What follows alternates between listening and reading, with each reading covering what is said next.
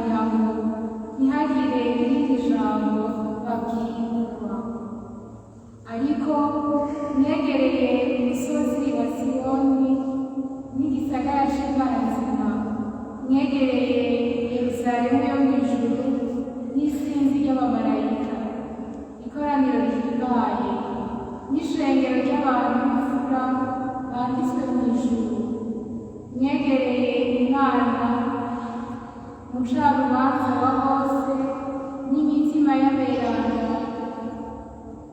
babushitse, mwegereye na Yesu we mushikiriza w'isezerano rishasha. Iryo ijambo ry'Imana.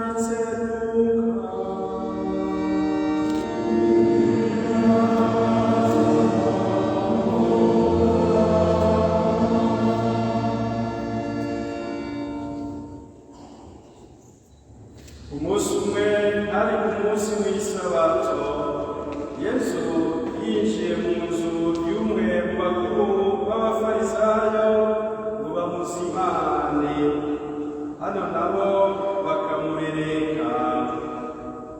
Abonye ingene abari batumiwe batangurana ibibanza biri imbere, Yesu araheza ababarira ati: niwaramuka utumiwe umugeni, ntuzugende kwicara mu kibanza kiri imbere, kuko kumbure mu batumire hoba hari umukuruta, ye no kubatumira we nawe yohava aza kukubwira ati mucungurire ikibanza, nawe rero ugateterwa mu gusubira mu kibanza kiri inyuma. Uramutse watumiwe rero, uriyicarira ariho mu kibanza kiri inyuma, kugira ngo nyene gutumira niyaza akubwira ati erega mukunzi, igira imbere. Niho rero uzoba uronse iteka mu batumire bandi bose. Nkako umuntu wese yibinaza bazomusubiza hasi, nawe uwifata ruto bazomushimagiza. Yesu yongera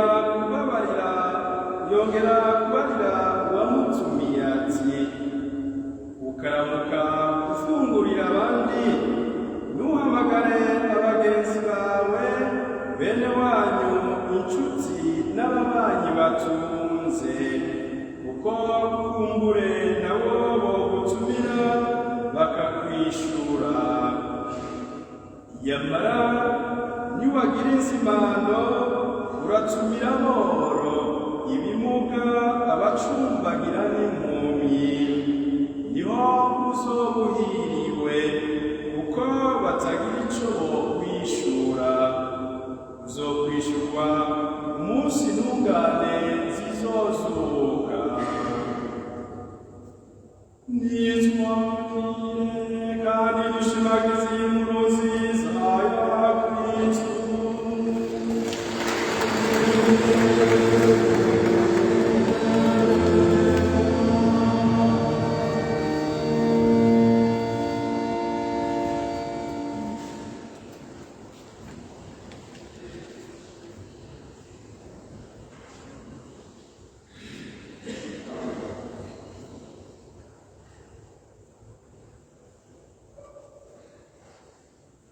bavukanyi bakunzi b'Imana, muri iyo nkuru nziza duhejeje kumva, Yesu atwigisha ko umutima wicisha bugufi n'urukundo rutarondera kunguko ari byo bidutera iteka mu maso y'abantu no mu maso y'Imana.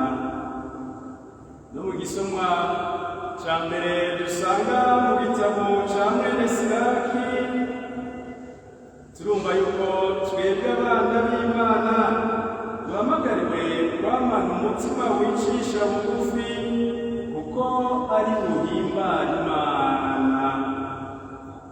Akabitubwira muri aya majambo ati, uko ubukuru bwawe bungana niko utegerezwa kwicisha bugufi, niho uzoshimwa mu nyonga z'umukama. Bavukanyi mu kibano cacu n'abangaba mu Burundi eka no mu bindi bihugu, tumenyereye ko abantu benshi iyo baronse ubukuru baca bumva ko bafise ico basumbije abandi, bigahava bibatera ubwishime, bakumva ko babwirizwa kwama bakomerwa amashi ndetse bakaba basukurirwa n'abandi. Ariko murumvise yuko Yesu Kristo umwana w'Imana aduhaye intumbero nshasha yo gukoresha ubukuru duhabwa n'Imana. Twebwe rero aho kwama turwanira ibibanza vy'imbere, tubwirizwa kumenya ko ubukuru nyabwo bubwirizwa kwitwararika gusukurira abandi. Muri Ekleziya rero nk'uko bakunda kubitwibutsa, ubukuru bubwirizwa kuba ubusuku. Umukuru mu bandi si usukurirwa canke ubufise abasuku benshi nk'uko tubimenyereye. Umukuru mu bandi nuwo yemera kuroha kugira ngo abandi baruhuke, nuwo yemera kwiremeka imitwaro y'abandi kugira ngo nabo baronke amahoro n'akanyamuneza. Umukuru mu bandi nuwo yemera guheba inyungu ziwe ngabo yaragijwe batunganirwe muri byose. Nanone Yesu Kristo umwana w'Imana akaba ari umukama wacu, niwe yabiduhaye k'akarorero mu kwemera kutubera umusuku kandi ari Imana, gushika naho adupfira ku musaraba kugira ngo adukize ubuja bw'igicumuro n'urupfu. Iyo inzira Yesu Kristo yaduciriye, inzira yo kugira umutima wifata ruto kandi tukagira n'umutima w'urukundo rukunda bose kandi rugirira neza bose atanyungu rurindiriye kuronka. Iyo nzira rero Yesu Kristo yaduciye niyo twebwe twemeye kumubera abagendanyi, twemeye kumubera abatumwa, duhamagariwe gucamo. Uwo mutima wicisha bugufi kandi witangira abandi niwo watumye Yesu Kristo umwana w'Imana aninazwa na Mana se akamuzura mu bapfuye. Yesu Kristo izina ryiwe rikaba izina rirangiranwa mu makungu yose. Bavukanyi tuzirikane kandi ko ijambo ry'ubusuku ritaraba gusa abarongoye abandi muri Ekleziya.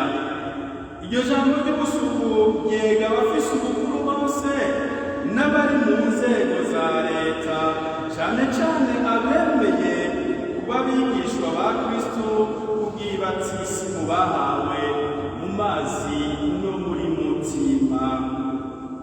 Uwa Kristo wese yahawe ubukuru haba muri Ekleziya eka no mu ntwaro y'igihugu, ahamagariwe kurengera inyungu ziwe n'iz'umuryango wiwe, agashira imbere ineza y'abenegihugu yaragijwe. Iyo niyo nzira Yesu Kristo yaduciriye kandi twese duhamagariwe gucamo nitwaba dushaka kuzotorana bwa bwami Yesu Kristo wenyene umukuru mwiza rero si uremereza abandi imitwaro yiwe, uwibagira yabona inyungu ziwe agashyira imbere ineza y'abashinzwe. Uyo umukuru mwiza kandi twese duhamagariwe gufata kw'akarorero nk'uko Yesu Kristo wenyene atubera umuco muri iyo nzira, kugira ngo turonke iteka mu maso y'Imana. Kubwirizwa kandi kugendera urukundo rutarondera kunguko mu byo tumenyereye ngaha muri ino si yacu. Umuntu ahishije urukanwa atumira abazi ko nabo nyene bashobora kuzomutumira. Umuntu agirira neza abo yibaza yuko nabo nyene bashobora kumusubiriza mu nkoko. Uko niko twebwe abantu tumeze. Ntitwaba twibwira rero ngo byari ibintu biraba gusa Abayahudi. Murabona yuko nungaha muri kino gihugu cacu ariko bikunda kugenda. Muri make murumva yuko umuntu agirira neza uwo yiteze ko nawe nyene ashobora kumwishura ibyiza yamugiriye ndetse akanabirenzako. Yesu we atwigisha ko twebwe twemeye kumukurikira tubwirizwa kwitandukanya n'ivyiyumviro n'ingendo y'isi ya none. Ivyo akabitwigisha kuduhamagarira kugendera urukundo rutari sekurungurane. Abitubwira muri aya majambo ati: ukaramuka ufungurira abandi, nuhamagara bagenzi bawe, bene wanyu, inshuti n'ababanyi batunze, kuko kumbure nabo bogutumira bakakwishura. Yamara niwagira izimano uratumira aboro, ibimuga, abacumbagira n'imfuvyi, niho uzoba uhiriwe, kuko batagira ico bokwishura. Uzokwishurwa umunsi ntungane zizozuka. Ubuzima bwacu twebwe abakristu eka n'abapagani, murumva yuko dukunda kugira ingendo iteye kubiri n'inzira Yesu aduciriye, kuko twebwe mu vyo dukora vyose twama turondera inyungu, kandi akaba ariyo dushira imbere. Iyo nyungu yacu neza aratubwira oya, genda mugirire neza zina kiremwa muntu wese, kubera yaremanywe agashusho k'Imana. Kandi iciza ineza muzokorera abo boro ivyo bimuga, abo bantu bantaho nikora badafise ico babasubiza, nije muzoba mukigiriye. Nico gituma umunsi urizina muzoronka impera mugwiranye. Urumva rero yuko twebwe abakristo tubwirizwa kwirinda gushira ibiharuro imbere, ahubwo nyabuna tugashira imbere iteka rya zina kiremwa muntu. Duhamagariwe kugirira neza bose, cane cane abo tuzi ko ari bantaho nikora badafise ico badusubiriza mu nkoko. Ese umukama Imana yacu yoduha umutima wifata ruto n'urukundo rugirira neza bose, rutarondera kunguko. Umunsi w'izina tuzohimbagwe no kwita ijwi rya Yesu Kristo rivuga riti: nimuze batoni ba data, muronke ubwami yabateguriye isi itararemwa. Amen.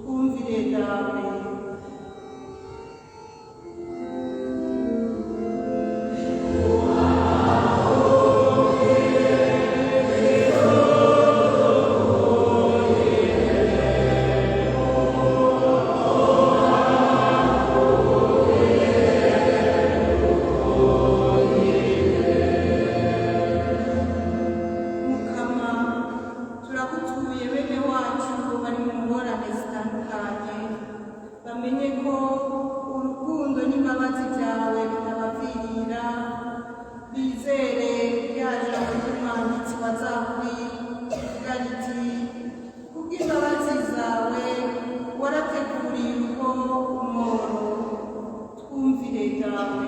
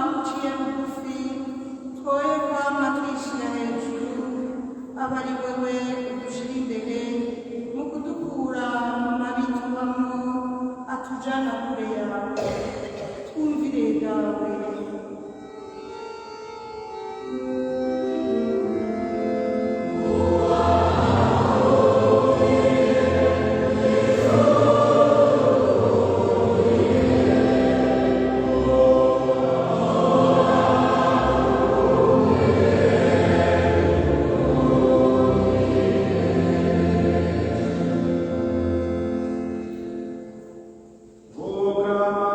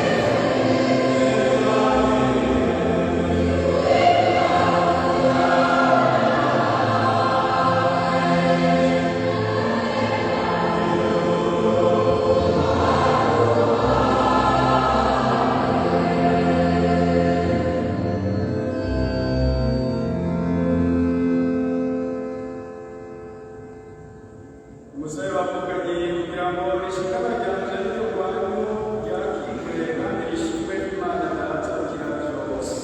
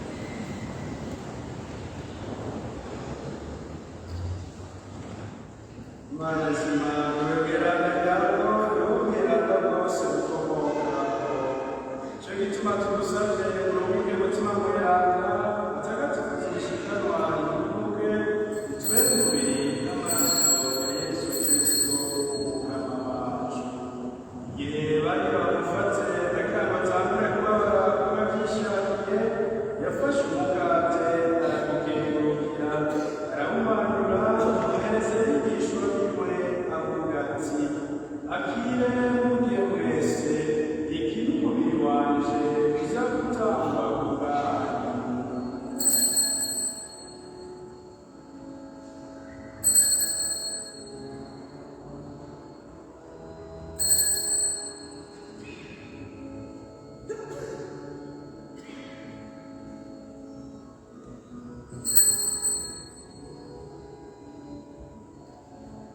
Bamaze gufungura agira kwa kundi afata ikarisi yongera gukenguruka ahereza abigishwa biwe avuga ati akire mwe mwese iyi ni ikarisi y'amaraso yanje amaraso y'isezerano rishasha kandi rizokwamaho aza guseswa ku bwanyu no ku bwa benshi abakizi b'icumuro ibyo murabigire munyibuka.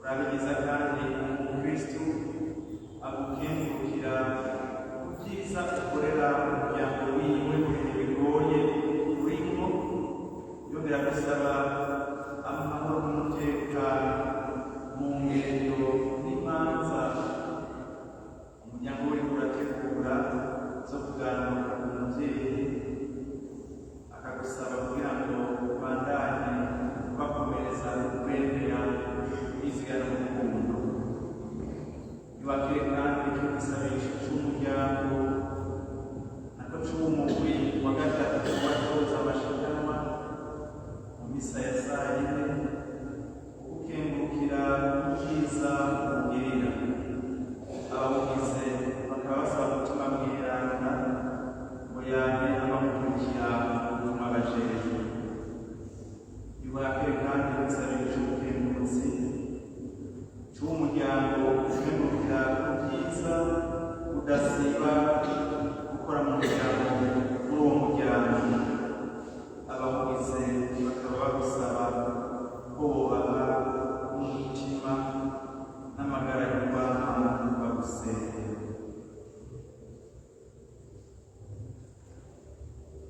Mana nzima wibuke abakozi bawe bahindutse Aureni Murangara Asere Ndayisaba Kasida n'abandi Aroni Musikana Faraziya n'abandi Karoli Yeshimwe Arno Fatore Silvestre Rukamazina Gaetano Nikobami Erwan Nikobami Yosefu Uhoza Renete Gatogato Gervasi Kabuyenge Arturo Shemeza Constance Ndayisenga Kara Habimana Terensio Rubanzi Asira Ndayorere Oda Ndayishimiye Consolata Simunuka Wabudu Rutsingo Divide Samukiza Onesiforo Zikamayo Gerardo Bukeguse Gabriel Toyi Germano Wegiye Boniface Nitunga Benoit Nahimana Margarita Sigizi Ernesto Ntanganyoni Yeronimo Singurice Angela Chiza Leonidas Gahungu Janete Nitegeka Nadia Kamikazi Carolina Tabizi Matiasi Kirugu Yutinari Gashamu Bernadetta Mabushi Teresforo Kana Anatolia Ndihoriye Moise Habyarimana Inyasi Mageregere Agata Mageregere Mosesius Mageregere Firmino Sinayegura Luciano Dorere Anatolia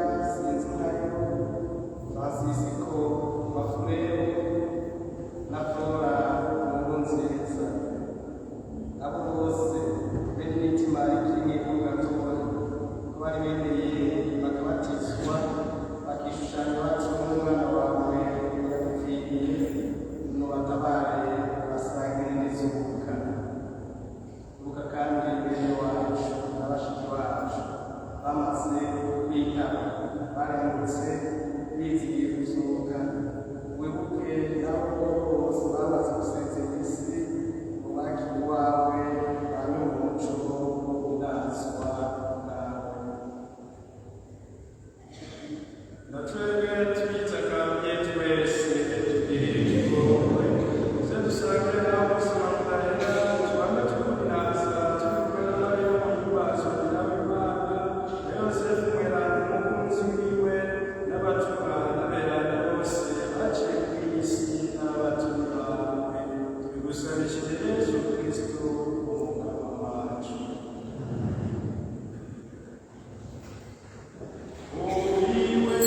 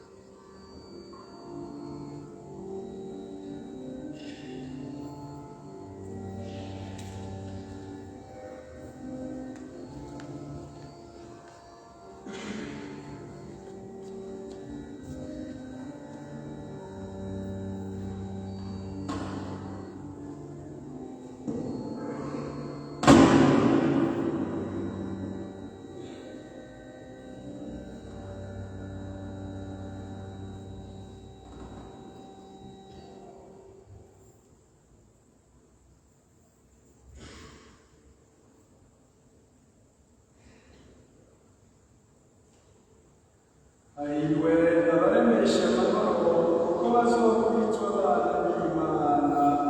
Hahiriwe abahamagawe mu butungane kuko ubwami bw'ijuru ari ubwabo. Barahirwa abagwire uyu mwagazi w'Imana, uyu urabana n'icuburo.